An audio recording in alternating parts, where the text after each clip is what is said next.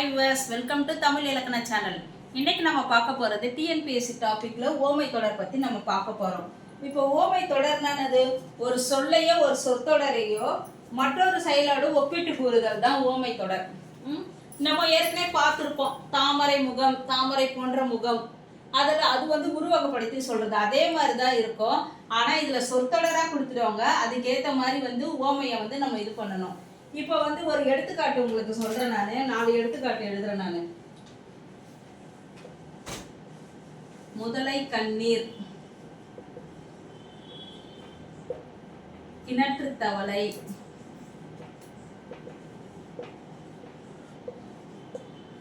ஆகாய தாமரை. இதெல்லாம் எடுத்துக்காட்டு, முதல் சொல்லி புரிய வச்சிடுறேன். அதுக்கப்புறம் ஓமை தொடர்கள் பற்றி எழுதி போடுறேன். நான் எது வந்தால் என்னென்ன ஆன்சர் வரும்னு சொல்லிட்டு. உள்ளங்கை நெல்லிக்கனி,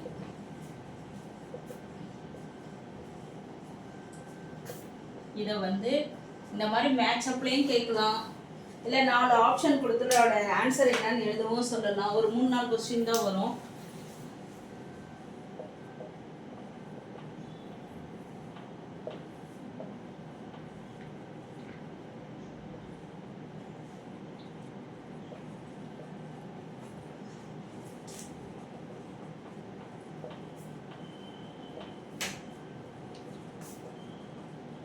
நிறைய இருக்கு, அடிக்கடி கேட்குற மாதிரி இருக்கு கொஸ்டின்ஸ் தான். இப்போ முதலை கண்ணீர், கிணற்று தவளை, ஆகாய தாமரை, உள்ளங்கை நெல்லிக்கனி, இந்த மாதிரி 4 இது இருக்கு. இப்போ முதலை கண்ணீர், முதல கண்ணீர்னா என்ன, எப்படி சொல்லுவாங்க? பொய்யா சும்மா கிட்ட ஏமாத்தி எழுத, பொய்யா எழுத அது நான் முதல கண்ணீர் வடிக்கிற மாதிரி வடிக்கிறேன்னு சொல்லுவாங்களே. ஸோ இதோட கம்பேரிசன் ஓமை தொடருக்கு இதுதான் பொருந்தம். இது ஒன்று. அப்புறம் கிணற்று தவளை, கிணற்று தவளைக்கு ஏதாவது தெரியுமா? கிணறு மட்டும்தான் தெரியும், மற்றபடி அது வெளியே வந்தால் அதுக்கு ஒன்றுமே தெரியாது, அறியாமையாக இருக்கும். ஸோ அதனால அறியாமை 2. அடுத்து ஆகாய தாமரை, தாமரை ஆகாயத்தில் இருக்குமா? குளத்துல தான் பூக்கும். அப்போ இல்லாத ஒரு விஷயத்த சொல்றாங்க. அப்போ 3வது ஆகாய தாமரை இல்லாத ஒன்று. அதுக்கப்புறம் உள்ளங்கை நெல்லிக்கனி போல், உள்ளங்கையில் நெல்லிக்கனி இருந்தால் எப்படி தெரியும்? எல்லாருக்கும் வெளிப்படையாகவே தெரியும். கையை மூடினாதான் ஒன்றுமே தெரியாது, எல்லாருக்கும் வெளிப்படையா தெரியும். அப்போ உள்ளங்கை நெல்லிக்கனி போல்னா வெளிப்படை தன்மை. இந்த மாதிரிதான் இருக்கும், இந்த மாதிரிதான் ஓமை தொடர் இருக்கும். முதலை கண்ணீர், கிணற்று தவளை, ஆகாய தாமரை, உள்ளங்கை நெல்லிக்கனி. முதலை கண்ணீர்னா பொய்யழுகை, கிணற்று தவளைனா அறியாமை, ஆகாய தாமரைனா இல்லாத ஒன்று, உள்ளங்கை நெல்லிக்கனினா வெளிப்படை தன்மை. இந்த மாதிரி தான் கொடுப்பாங்க. இதை மேட்ச் அப்லையும் கொடுக்கலாம், இல்லை 4 ஆப்ஷன் கொடுத்து அது எதுனும் கேட்கலாம், எப்படி ஒன்றாலும் கேட்கலாம். இப்போ எடுத்துக்காட்டுக்கு நான் சொல்லிட்டேன், இந்த மாதிரி தான் கம்பேர் பண்ணணும்னு சொல்லிட்டு. இப்போ மீதி இருக்கிற சில சொற்றொடரை எழுதுறேன், அதுக்கு என்ன அர்த்தம்ட்டோ நான் சொல்லிடுறேன். காக்கை உட்கார பனம்பழம் விழுந்தது, காக்கை உட்கார பனம்பழம் விழுந்தது, இப்படி ஒரு தொடர் இருக்கு. அடுத்து 2வது தொடர் ஒன்று சொல்றேன். அது கிணறு வெட்ட பூதம் கிளம்பியது. இதெல்லாம் அடிக்கடி கேட்கறது தான்.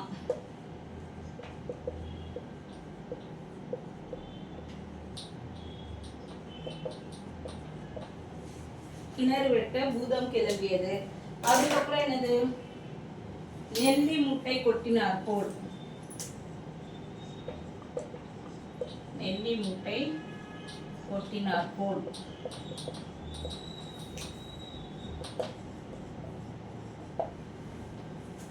இப்ப காக்கை உட்கார பனம்பழம் விழுந்தது. ஒரு காக்கா உட்கார்ந்து பனம்பழம் விழுந்துச்சு. அது எதிர்பாராத நிகழ்வு. அது என்ன நிகழ்வு? எதிர்பாராத நிகழ்வு. காக்கை உட்கார பனம்பழம் விழுந்ததுன்னு கேட்டா என்ன எழுதணும்? எதிர்பாரா நிகழ்வு, அன்எக்ஸ்பெக்டடா நடக்கிறது, எதிர்பாராம நடக்கிறது. அதுதான் இது. அப்புறம் கிணறு வெட்ட பூதம் கிளம்பியது. அது தற்செயலா நிகழ்றது. வெட்டுறாங்க, தற்செயலா பார்த்தா அந்த மாதிரி தற்செயலா நடக்கிற விஷயங்கள். அதுக்கப்புறம் நெல்லி முட்டை கொட்டினார் போல். ஒரு மூட்டையில நெல்லிக்காய் இருக்கு, அதை கொட்டினா என்ன ஆயிடும்? அங்கங்க போய் பரவி ஸ்ப்ரெட் அங்கங்க போயிடும். அது மாதிரி ஒத்துமையா இல்லாம இருந்தா ஒற்றுமையின்மை, அது மாதிரி எல்லாரும் தனித்தனியா போயிட்டாங்க. அந்த மாதிரி கம்பேர் பண்ற இடத்துல இதை யூஸ் பண்றாங்க. காக்கை உட்கார பணம்பழம் விழுந்தது போல் எதிர்பாராத நிகழ்வு. கிணறு வெட்ட பூதம் கிளம்பி இருந்தது தற்செயல் நிகழ்வு. நெல்லி மூட்டை கொட்டினார் போல் ஒற்றுமை என்னையே சொல்றாங்க. அடுத்து மேலும் சிலது பார்க்கலாம். இந்த நெல்லி மூட்டை கொட்டினார் போல் லாஸ்ட் டைம் கூட கேட்டிருக்காங்க.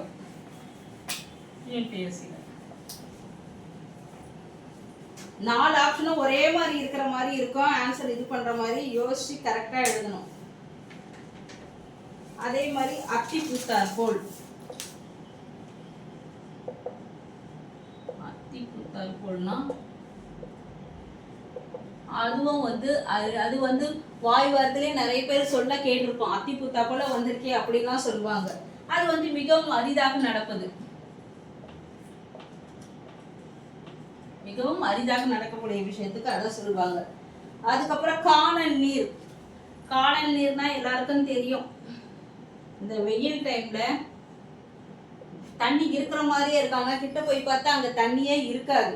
அது மாதிரி இருப்பது போல் தோன்று இருக்காது. இருப்பது போல் தோன்றும் ஆனா இருக்காது.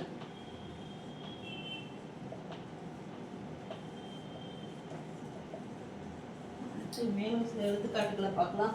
மலரும் மனமும் போல, இந்த கவிதைகள்லாம் எழுதுவாங்க. மலரும் மனமும் போல, மலரும் மனமும் போலனா எப்படி விட்டு பிரியாமல், பூவோடைய வாசம் அதை விட்டு போகுமா? போகாது, அது கூடவே தானே இருக்கும். அப்ப அந்த மாதிரி விட்டு பிரியாமல் சேர்ந்திருத்தல், விட்டு பிரியாமல்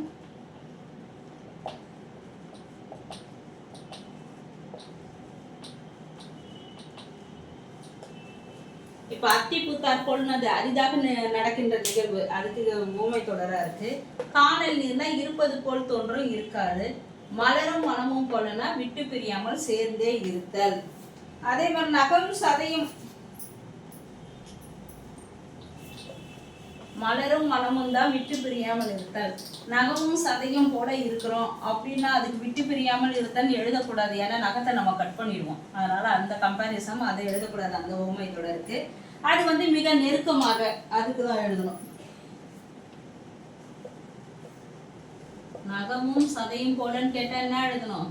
மிக நெருக்கமாக தான் எழுதணும். விட்டு பிரியாமல் இருத்தல் எழுதக்கூடாது. ரெண்டுத்தையும் போட்டு குழப்பிக்க கூடாது. மிக நெருக்கமாக. அடுத்து ஒரு எடுத்துக்காட்டு, காட்டு தீ. காட்டு தீ எப்படி பரவும்? ஒரு இடத்துல இருந்து கடகடன்னு மற்ற இடத்துக்குலாம் பரவிடலாம் காட்டு தீ. அது மாதிரி ஒரு விஷயத்த சொன்னா அது அப்படியே பரவாது. ஒரு செய்தி எல்லா இடமும் பரவுறதுதான். ஒரு செய்தி பரவுதல், காட்டு தீ போல பரவுது. இப்ப சொல்லவே தெரியல, நிறைய சோசியல் மீடியா இருக்கு. அது உண்மையே தப்போ அந்த விஷயத்தை அப்படியே பரவ விட்டுருவாங்க. அது மாதிரிதான் இது. அப்புறம் சிலை போல, சிலை மேல் உள்ள எழுத்துப்போல். சிலை மேல் உள்ள எழுத்துப்போல் இல்ல கல் மேல் உள்ள எழுத்துப்போல். கல்லுல எழுதின எழுத்து மறையுமா? மறையாதுல்ல, அப்படியே தானே இருக்கும். அது மாதிரி மனதில் அழியாமல் இருப்பது, மனதில் அழியாமல் இருப்பது. இப்ப நகமும் சதையும் போலன்னா என்ன எழுதுனா? மிக நெருக்கமாக. மலரும் மனமும் போலனா விட்டு பிரியாமல் இருத்தல் எழுதணும்னு சொல்லியிருக்கேன். காட்டு தீனா ஒரு செய்தி காட்டு தீ போல பரவுறது. அப்புறம் சிலை மோல் எழுத்து போல அல்லது கல்மேல் செதுக்கிய எழுத்து போல, இத மாதிரிலாம் இருந்தா மனதில் அழியாமல் இருப்பது. கல் மேல சிலை மேல செதுக்கிறது எழுதுறதெல்லாம் அழிக்க முடியுமா? முடியாது. அப்புறம் முக்கியமானது பசுமரத்தாணி போல, அதுனா இது மனசுல பதியறது. இது அழியாமல் இருப்பது, அது பதிய வைப்பது. ரெண்டுத்துக்கும் வித்தியாசம் இருக்கு. பசு மரத்தாணி போல என்ன எழுதணும்? மனதில் பதிதல். இப்ப நான் சொல்லி கொடுத்ததுல உங்களுக்கு பசு மரத்தாணி போல் மனதில் பதிந்து கொள்ள வேண்டும். அதான் ஓகேவா? கிணற்று தவளை எல்லாம் சொல்லிட்டேன். மலரும் மனமும், அத்தி பூத்தார் போல், விழல கிணறு வெட்ட பூதம் கிளம்பியது, அதுவும் சொல்லிட்டேன். அது தற்செயல் நிகழ்வுன்னு சொல்லிட்டேன். நான் உள்ளங்கை நெல்லிக்கனி போலவும் சொல்லிட்டேன். ஒரு முறை சொல்லிடுறேன். இப்போ முதலை கண்ணீர்னா என்ன சொல்லணுமோ பொய் அழுகை. பசுமரத்தாணி போலனா மனதில் பதிதல். கிணற்று தவளைனா என்னது? அறியாம இருக்கிறது. ஆகாய தாமரைனா இல்லாத ஒன்றை பற்றி சொல்றது. உள்ளங்கை நெல்லிக்கனி போலனா வெளிப்படைத்தன்மை. காக்கை உட்கார பனம்பழம் விழுந்ததுன்னா எதிர்பாராத நிகழ்வு. கிணறு வெட்ட பூதம் கிளம்பியதுன்னு சொன்னா தற்செயல் நிகழ்வு. விழலுக்கு இறைத்த நீர் பயனற்ற செயல்.